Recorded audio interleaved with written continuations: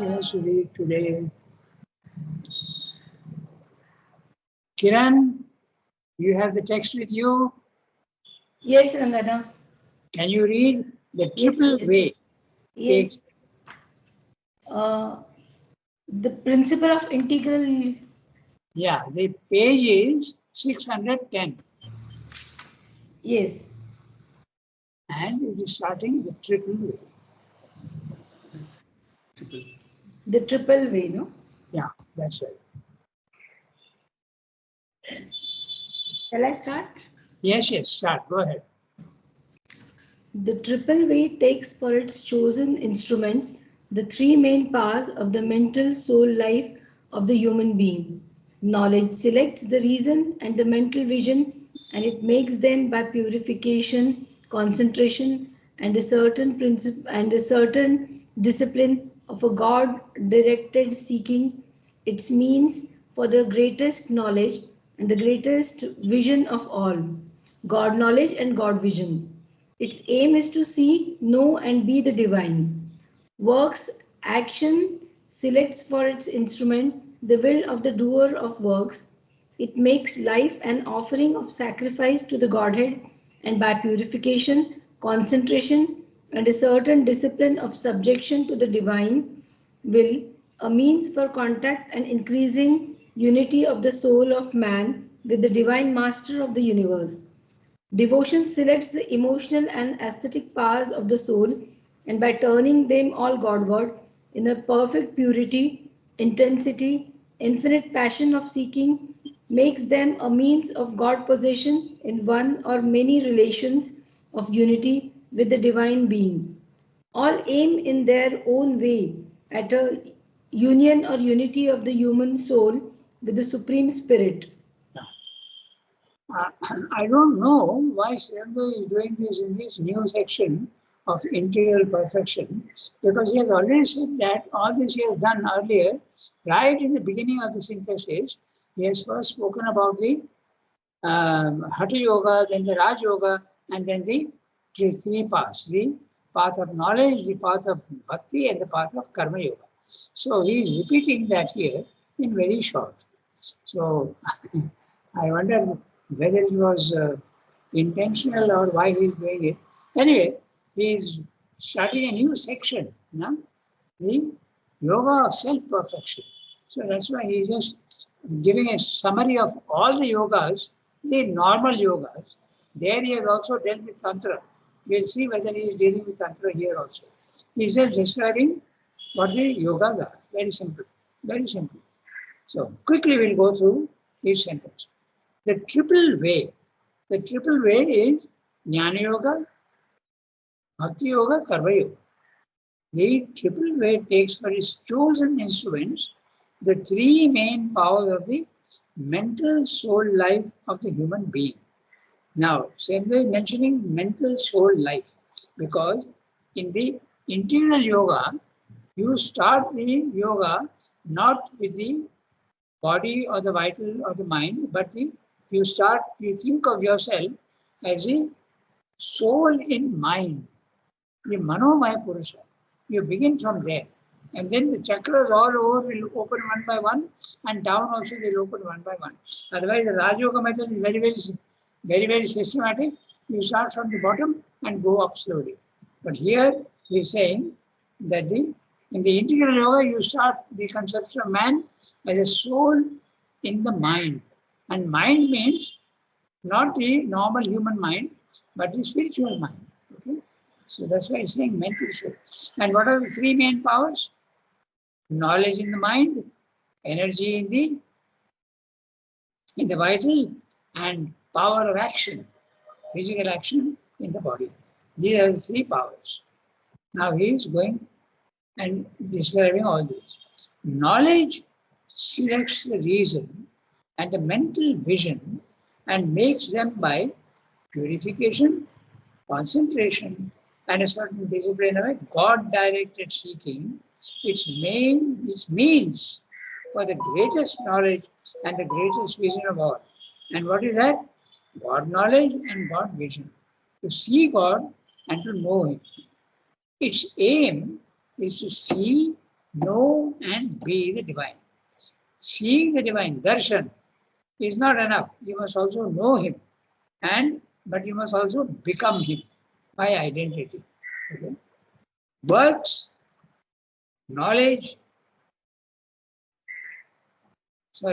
works, action, selects for, so this is talk of Karma Yoga. First he spoke about the Jnana Yoga.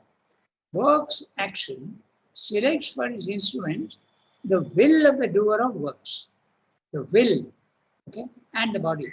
It makes life an offering of sacrifice to the Godhead, and by purification, concentration, and a certain discipline of subjection to the divine will,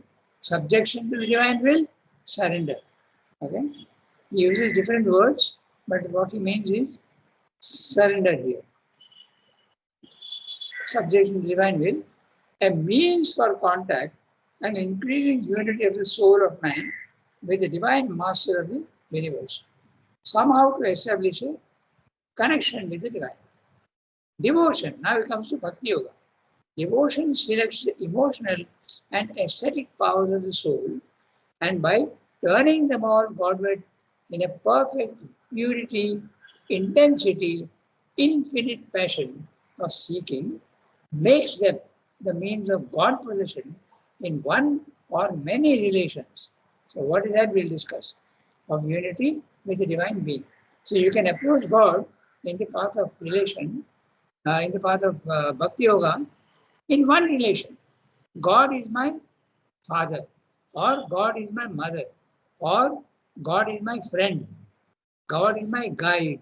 You can go in any one direction, but you can also go in several directions at the same time. He can be your father, your guru, as well as your guide. So it can be, that's what is meaning by God possession in one or many relations of unity with the divine being. All aim in their own way at a union or unity of the human soul with the Supreme Spirit. Union or unity of the human soul. So union would be perfect identification. And unity with the human soul, when you say unity, there are at least two or three which are united. Therefore, it's a question of relationship that he's talking about. He's not wasting words. Huh? Don't think that unity and union are same. Union is identification with the divine. And unity, okay, when you say something is united, India is united, you are thinking of many elements coming together and having one voice. So unity of the human soul with the Supreme is having relations. Okay? So union is the Jnana Yoga, and unity of the human soul is the Bhakti Yoga. Okay? Now we go to the next one. Each yoga in its process. Okay? When you see words like that Swami is saying, okay, you must immediately start thinking how he is using the words. Unity, union or unity is not like us repeating words meaning the same thing. He is very careful with his words. Okay. Now we go to the next one. So Kiran read this one. Seema, if you have got the text, you can read the next one. If you don't have the text, somebody else will read. Yes, Dada, I have the text. Yes, Dada. Okay, go ahead, read. Each yoga.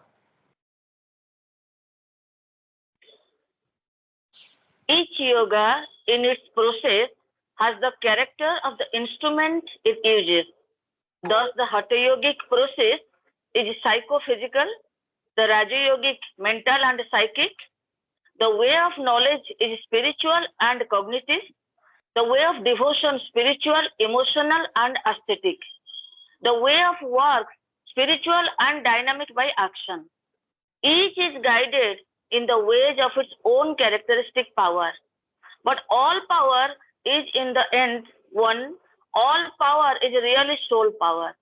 In the ordinary process of life, body and mind, this truth is quite obscured by the dispersed, dividing and distributive action of nature, which is the normal condition of all our functioning.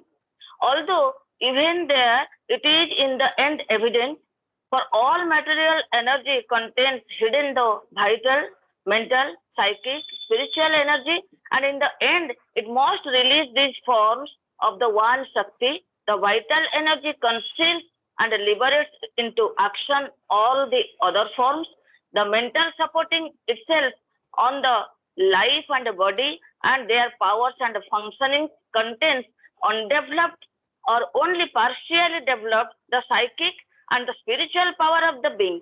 But when by yoga any of these powers is taken up from the dispersed and distributive action, raised to its higher degree, concentrated, it becomes manifest soul power and reveals the essential unity.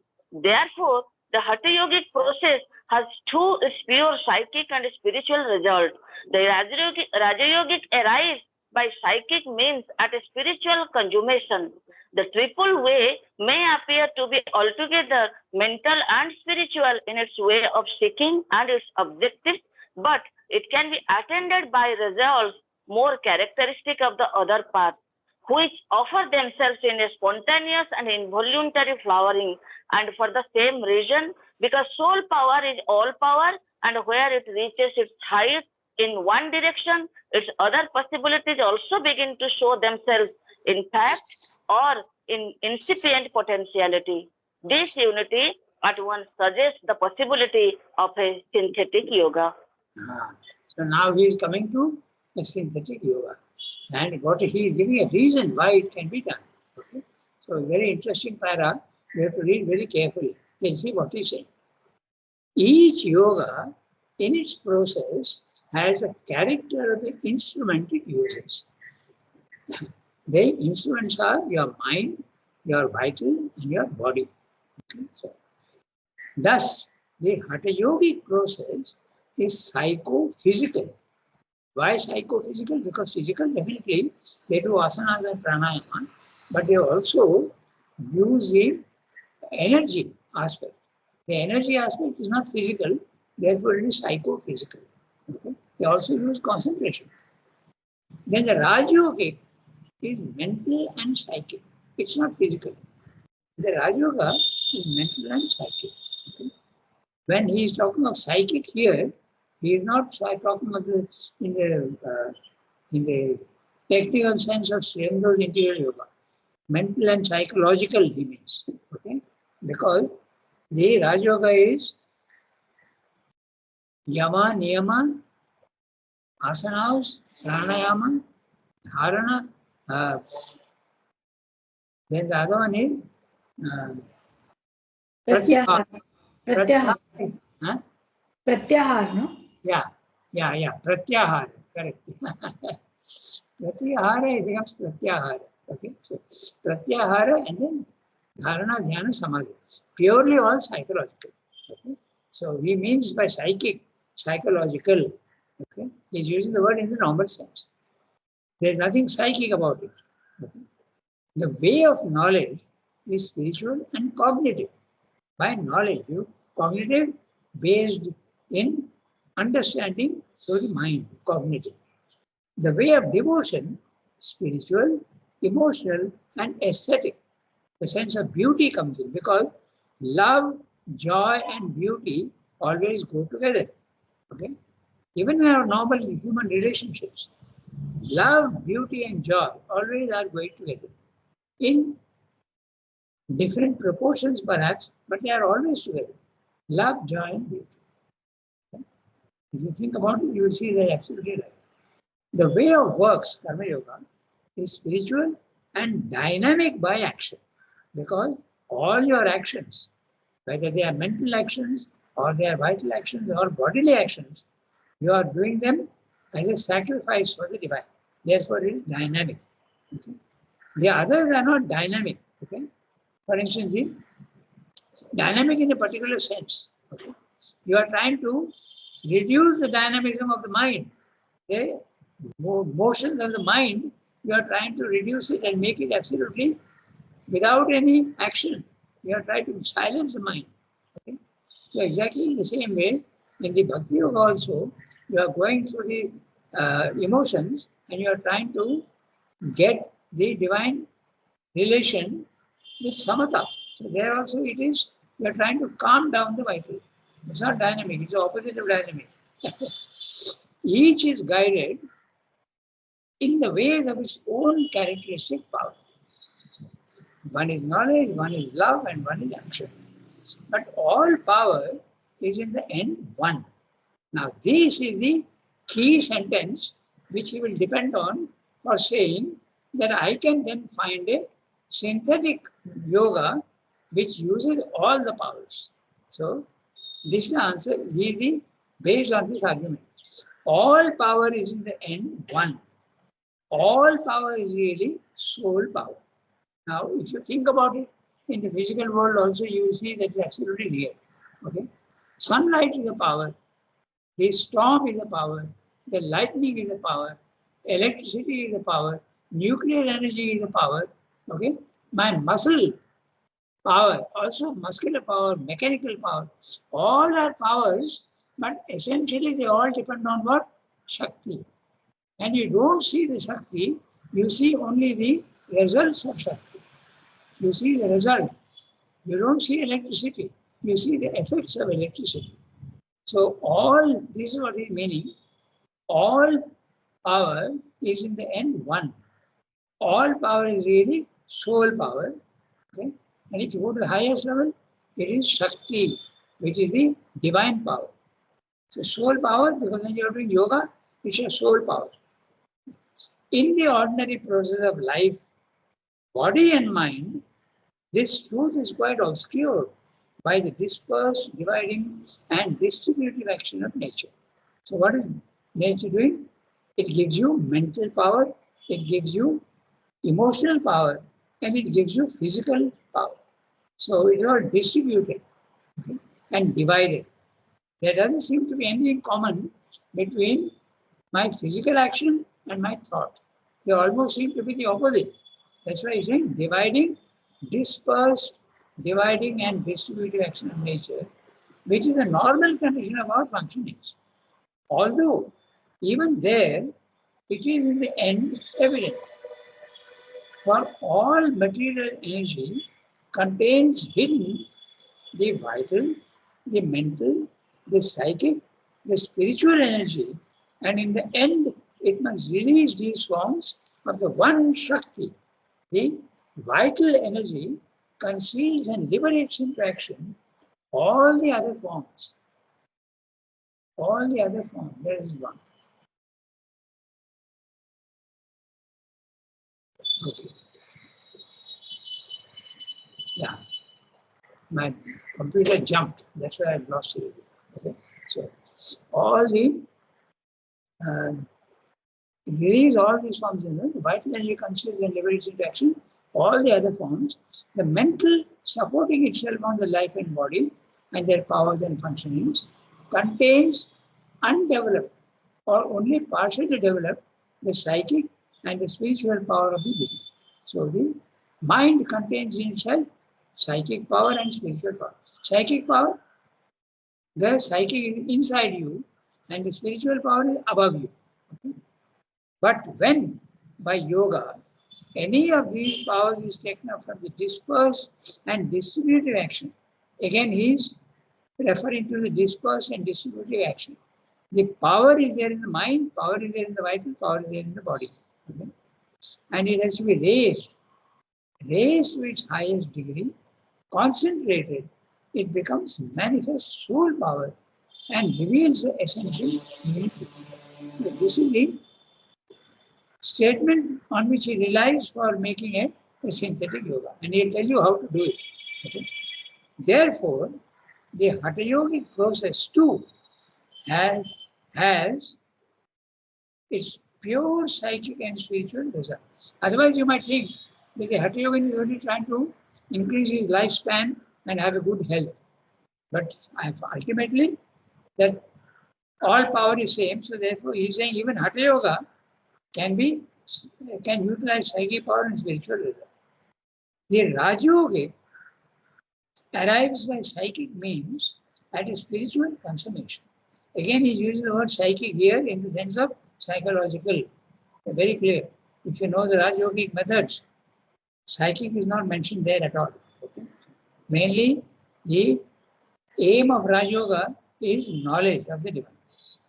The triple way may appear to be altogether mental and spiritual in its way of seeking and its objectives, but it can be attended by results more characteristic of the other paths. Now that's interesting. If you are doing Jnana Yoga, you can end up with Bhakti. If you are doing Bhakti Yoga, you can end up with knowledge of the divine. And then naturally it all becomes, whatever you do becomes Karma Yoga. He had mentioned this earlier that all the paths can merge. He is repeating that here in one sentence. Okay? There he has taken several paragraphs to explain this thing. That Jnana Yoga, Bhakti Yoga, Karma Yoga can all coalesce and become one. Then he's saying, the triple way may appear to be altogether mental and spiritual in its way of seeking and its objectives, but it can be attended by results more characteristic of the other paths, which offer themselves in a spontaneous and involuntary flowering. You're not wanting, when you're wanting knowledge, love can come in. It's not wanted, involuntary flowering. And for the same reason, because soul power is all power, and where it reaches its height in one direction, its other possibilities also begin to show themselves, in fact, or in incipient potentiality. They show themselves in fact or in incipient potentiality. I'll give you a very interesting example in Sri Aurobindo's life itself. Sri Aurobindo was an artist in his previous life. You know, he was Leonardo da Vinci. And what was his main character? He was a painter, an artist. So the possibility of aesthetic power was already there in him. But in this life, that power was dormant. It was sleeping. Okay? He was so engaged with his political activities for liberation of India that was dormant. So when he was in jail, okay, suddenly this power, aesthetic power, opened in him. Okay? So that's what I mean by incipient potentiality. Okay? And it became a fact. Okay? He could understand everything about painting, sculpture, architecture, form, beauty. Okay? He could understand everything technically. Okay? Balance, color, form, shape, masses, all this he could understand very easily. Okay? So that's what I mean by involuntary flowering and incipient power, potential. This unity at once suggests the possibility of a synthetic yoga. So, all power being one, although the three paths go to different levels, they can actually be combined. It's possible. Now, we will deal with Tantra. Okay? Tantra is purely a matter of power. We have got quite a lot of time. We have still got about 15 minutes. So, we read the next one. Tantric discipline. So, Shilpa, you will read today? Yes, Sangha. Yeah, go ahead. Tantric discipline. Tantric discipline is in its nature a synthesis. It has seized on a large universal truth that there are two poles of being whose essential unity is the secret of existence, Brahman and Shakti, spirit and nature, and that nature is powerful of the spirit, or rather is spirit as power. To raise nature in man into manifest power of the spirit is its method, and it is the whole nature that it gathers up for the spiritual conversion.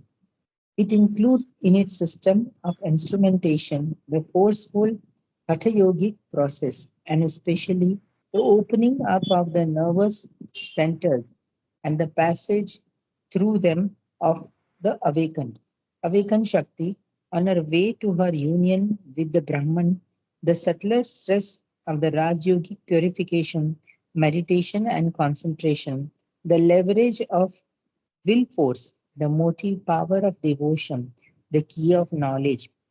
But it does not stop short with an effective assembling of the different power of the specific yogas. In two directions, it enlarges by its synthesis, turn the province of the yogic method.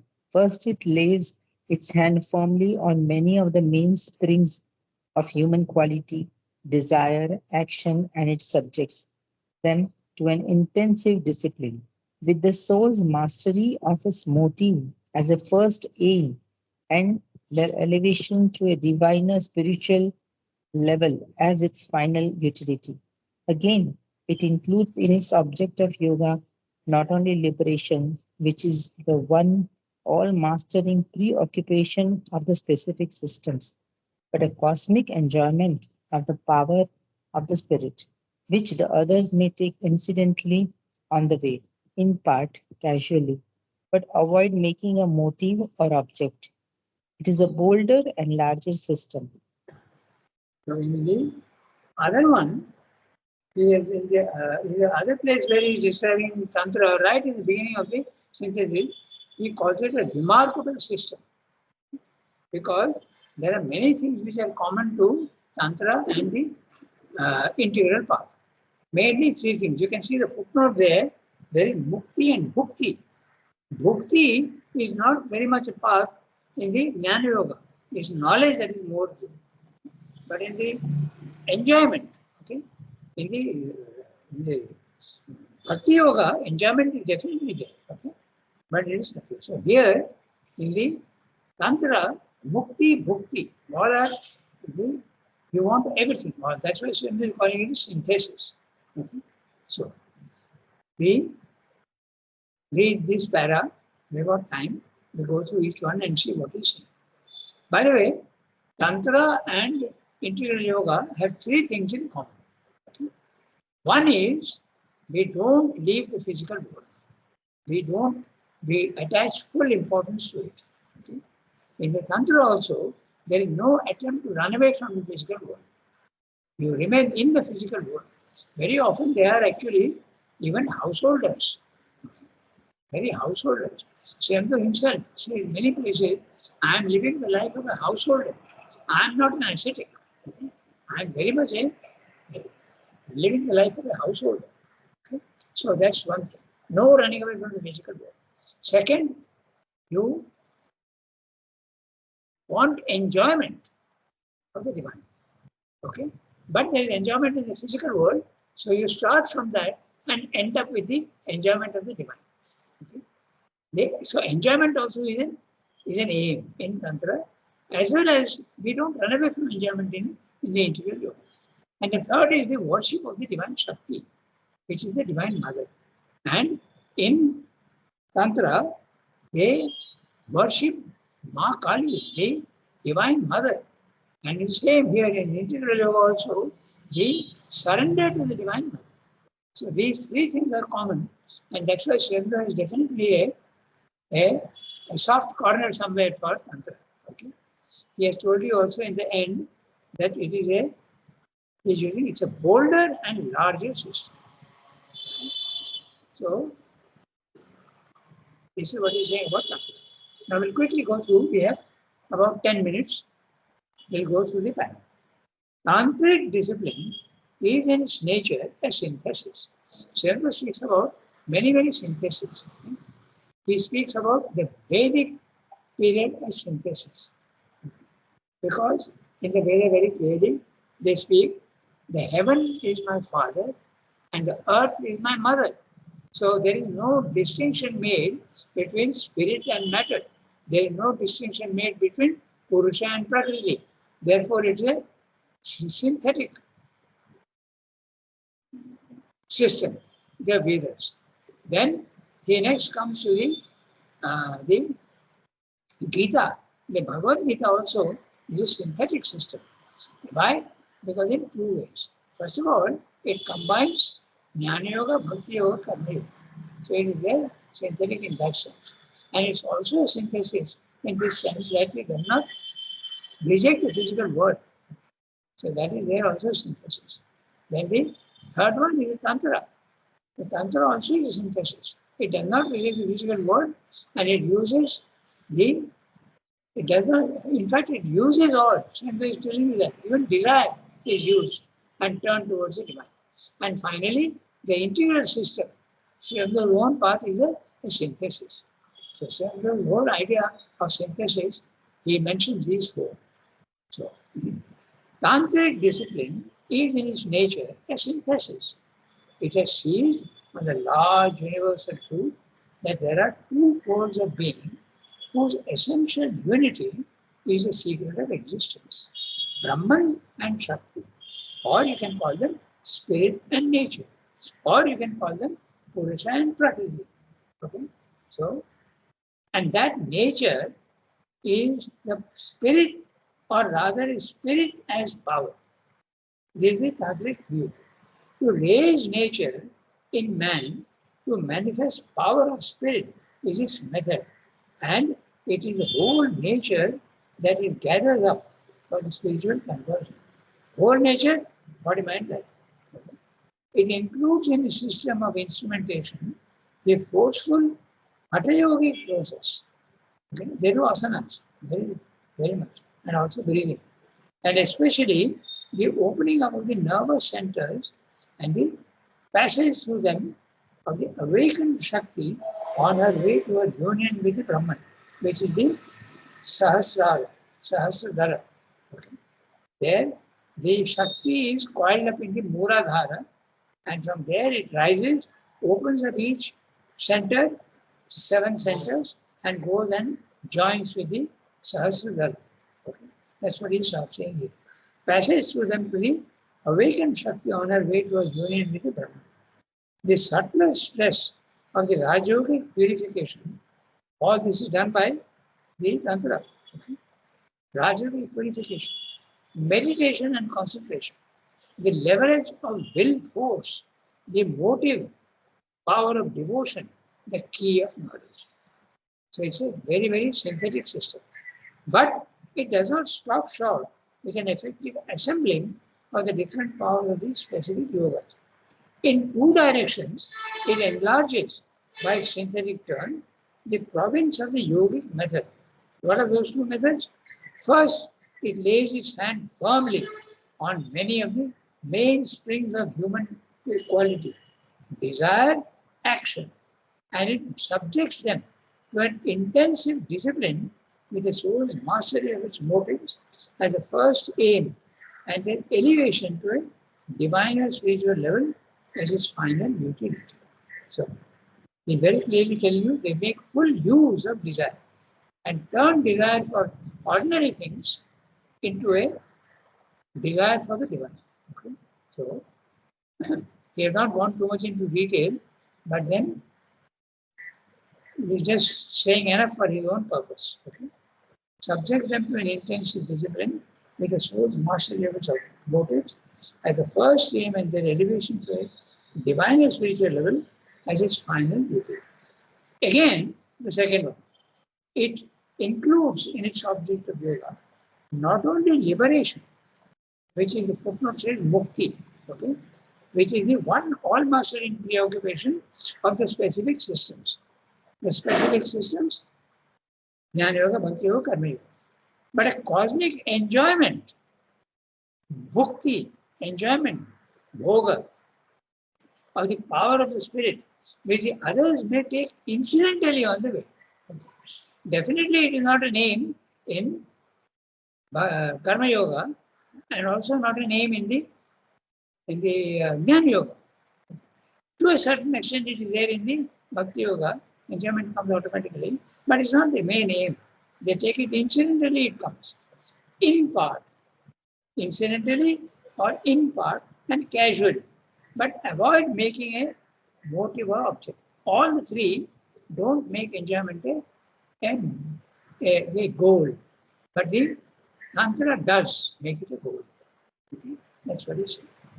So, we have still 5 minutes left, and if the para is not a big one, we can do it. It's not a very big one. So, okay, you'll read today.